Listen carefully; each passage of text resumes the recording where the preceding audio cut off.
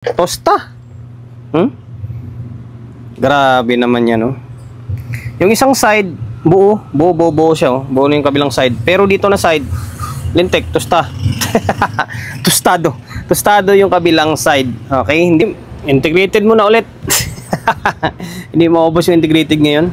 Joson Saturn. Okay, Joson Saturn. Shoutout muna sa may-ari nito na pinagkatiwalaan tayo na gawin yung unit nila. Galing Taguig pa ito eh. Galing Taguig pa ito. Kay Sir Alex Panganiban ng Taguig.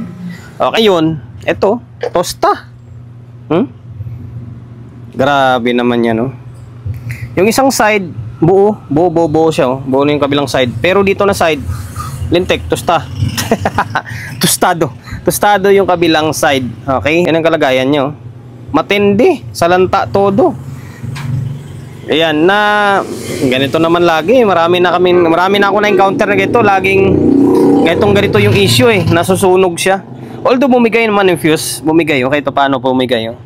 Pero wala na. Sibak na yung mga parts. Ngayon, kanina, akala ko hindi na alanganin na ako. Sabi ko kasi wala nang paggagayahan. Although kabilang side lang pala yung nadali dito. Kung nandito pala buo siya. Okay, buo. Sana magawa natin.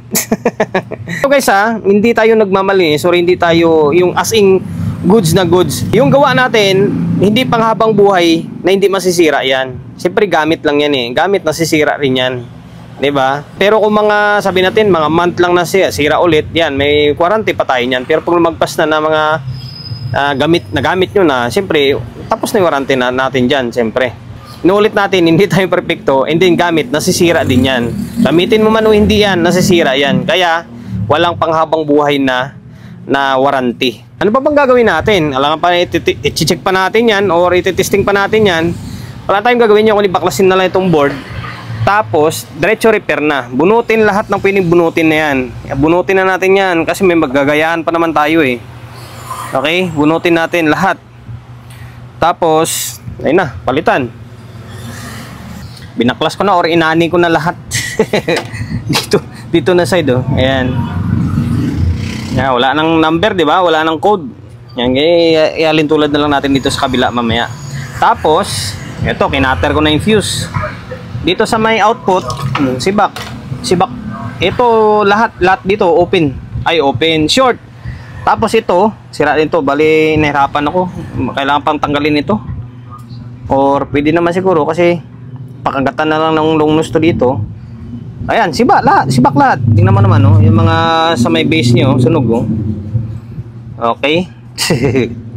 Malamang ito sa may sira din to. 669 malamang sira din to. Ayan, ngayon, kunan na natin to. Tatanim na naman tayo. Pagkatapos natin baklasin, tanim na naman ulit. Ayan. Kompleto na natin to taniman. Ako kung tama itong pagka-jumper natin. Wala, putol kasi itong linya dito. Nasunog nilalim. Kaya nag-jump na lang tayo. Pinutkot natin ng todo. Kailangan kutkutin yung lahat ng mga itim. Kasi pag hindi, gagapang yung kuryente dyan. Okay, nag-jump lang tayo. Tapos, yan, ito na siya, oh. Yung iba na wala tayo ng saktong value, nag-series na lang tayo. Tulad dito, yung 270 ohms. Yan, 270 ohms to dito. Nag-jump tayo ng 150 tapos 220. Okay. Ayan, tapos ano to dito? Sa gilid. Ang pinakagilid ay 33 ohms. To 33 ohms kasi ito eh. Ayan, wala tayong 33 ohms, series lang tayo. Okay, ang pinalitan natin lahat sira to. Yung drive dito na 4793 1837 sira. Saan ba 'yun? To, biyak 'yun, biyak na yung mga 'yun eh. Sira. Ay. Sira to. Tapos yung dito 649 669 sira din to. Palit tayo dito, tapos dito nagpalit tayo, tapos dito sa may bias niya sira din to, 669. Tapos ang tibay ng 0.25 niya, buo pa lahat. Okay, tapos nagpalit na tayo ng fuse. Ayun, try natin. Pwede na siguro i-testing to. Tingnan natin kung ano magiging kalabasan niya. Sana tumino, and then wala sana umusok. Halos lahat ng resistor dito pinalitan natin, halos lahat din dito pinalitan natin. Kasi halos lahat umusok. Okay, yung mga diode buo pa naman. 4007 buo pa to. Okay. The rest dito parang buo naman eh. Okay. Naglagay na tayo ng supply. Hindi ko kompleto ko na pala yung output para hindi na tayo pabalik-balik. Ayan, wala naman tayong ibang ginawa dito kundi binunot lang talaga. Yung nakikita nating sunog, binunot natin. And then yung na-check natin na ito sira, palitan lang. Kumbaga visual check pa lang kita mo na napalitin na eh. Okay? Kung hindi lang natin napalitan dyan yung mga ceramic na capacitor kasi bihira lang masira yan. Okay? Tapos dito naiwan tong dalawang A970 kasi buo yan. Tapos yung mga switching diode 4148 buo din. Na-check ko buo rin eh. Pati itong rectifier nito na N4007 buo. Okay, yan na, kompleto na yan. Fuse na palit tayo. Tapos dito pala yung 4.7 dalawa pinalitan natin. Tapos ang tibay ng 0.25. Nakalain mong sibak-sibak na eh, buo pa rin. Okay, tapos tatlong output. Buo pala yung isang output dito sa dulo. Buo ito. Tatlo lang pinalitan natin. Okay, yan yun. Ayan, yan. Tapos itong dalawang drive. Okay. Ngayon, natin sana hindi na umusok. Pag on pa lang, malaman mo naman niya kung may problema, uusok eh. And then, take note pala guys itong, andito, baliktaran sila nito Kung yung isa, papasok yung bakal sa loob, ito, taob sila nito, taob. Ito naman, talikuran. Kaya take note talikuran sila. Kumbaga salisiyan sila niyan eh. Okay? Ngayon, natin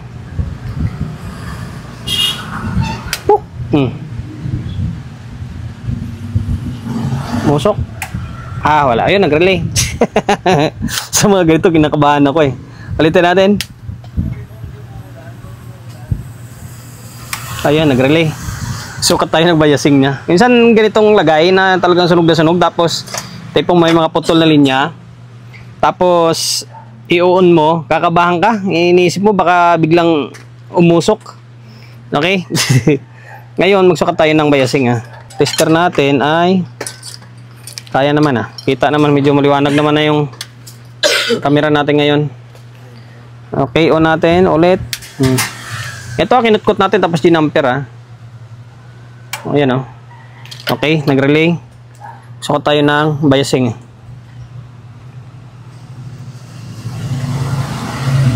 dito tayo sa may pinalitan natin na output.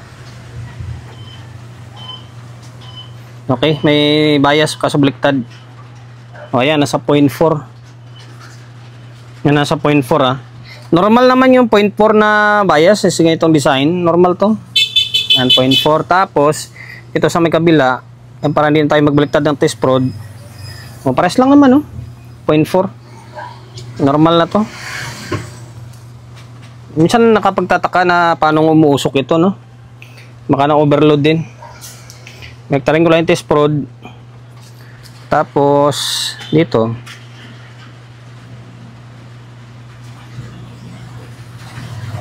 bakit wala natin parang tabingi ito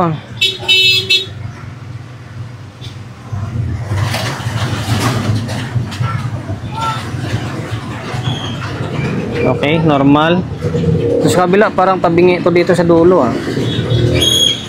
ito ang tabingi. Mababa. Teka lang. Double check natin tong dulo.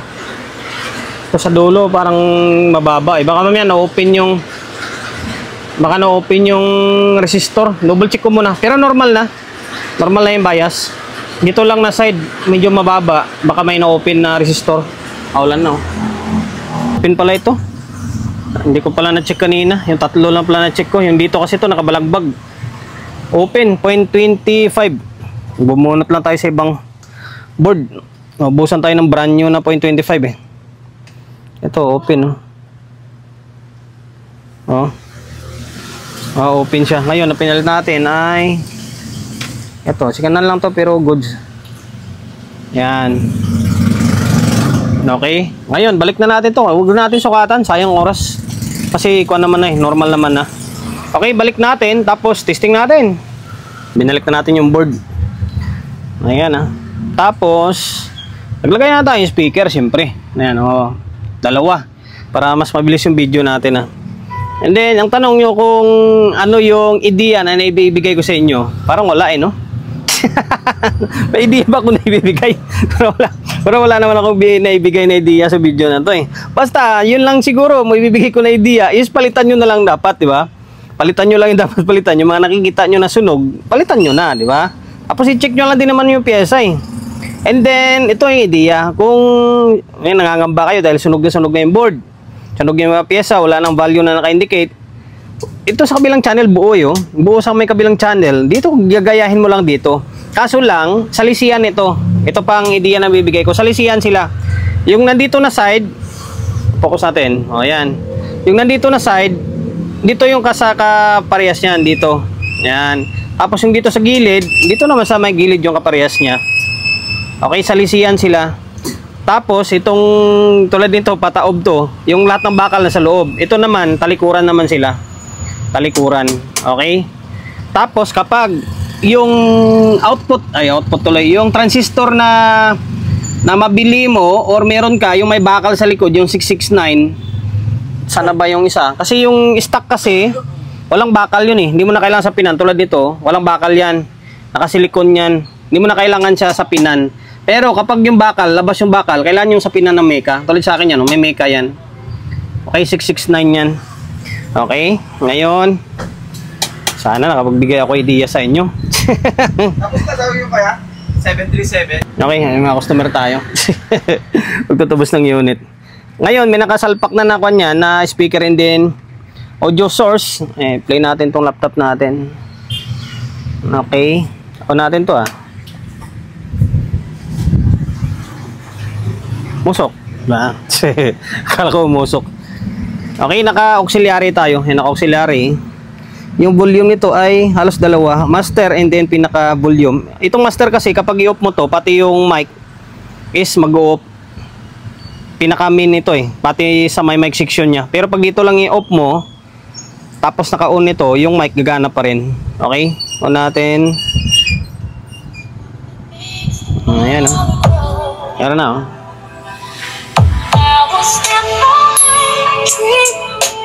Yan mid-range yung mid-high ko yung gumagana, yung bullet na yan tsaka yung high Sabi nila tunog kwan daw yan tunog lato-lato. Pakinggan nyo.